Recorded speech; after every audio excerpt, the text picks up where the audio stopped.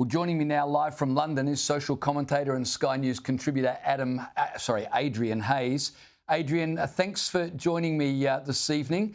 I want to ask you about the reaction in Manchester after the events of this morning.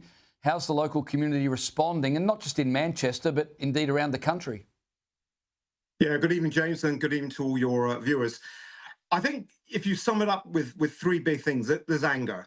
There's anger through the whole country. I mean, anger that it keeps happening all too regularly. You know, we had the Ariana Grande concert, we had the Southport killer who killed 3 young children last year, the 2 university students, all too frequently. There's anger that the police, the judiciary, and our politicians are not doing anything about it.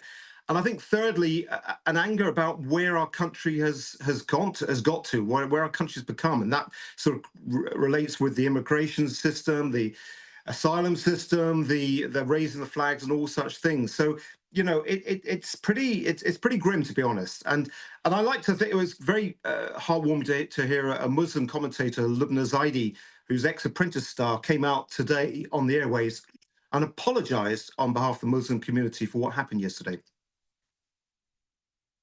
How do you think the attack will ultimately reflect on Keir Starmer? I spoke at the top of our show tonight about his remarks to Britain, and he was, standing in solidarity and sending compassion and so on and so forth.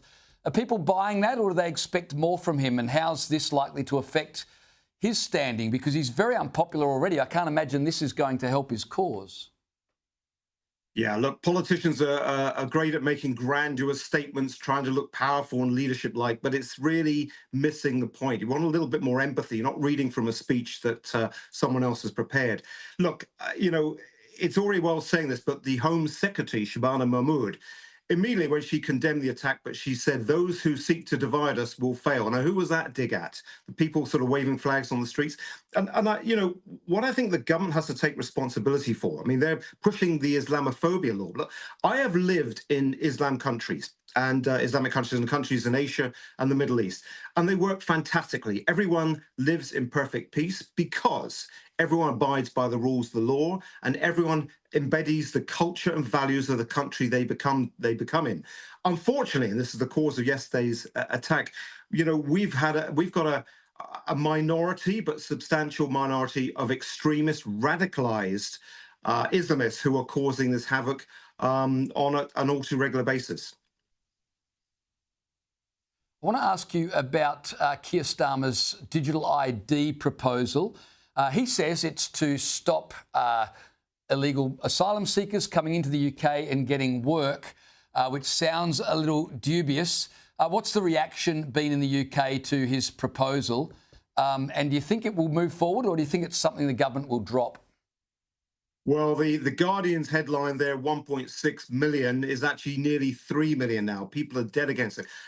Look, James, we already have an ID. It's called a passport. It's called a national insurance certificate. It's a national insurance number. We've got driving license, all these things.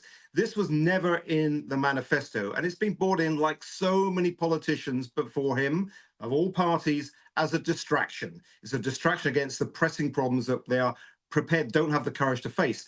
And look, there's nothing in principle wrong with the digital ID. It's what it could be used for. This is the big thing. And we saw a glimpse of that during the COVID crisis with vaccine passports and all the rest. So I think there's a big pushback against it. And I don't think it's going to happen because I think there'll be such a non-compliance. The people are waking up in the UK, and probably in Australia too. You can't get away with things like you used to. People are rising against the established rulers and saying, no, we're not having this. Yeah, indeed. Andrew Hayes, I really appreciate your time. Great to catch up with you. Thanks so much.